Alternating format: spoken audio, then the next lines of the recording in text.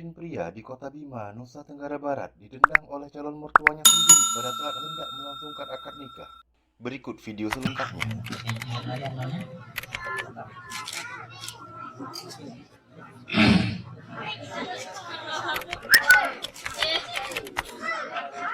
Bismillahirrahmanirrahim.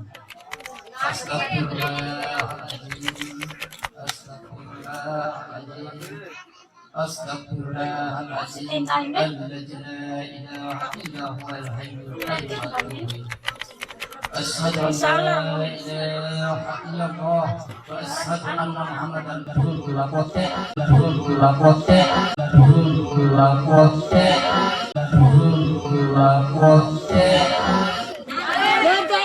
Aku si Bali si masalah ke harga dia modal sebagai keluarga kan nggak enak loh begini masalah begini.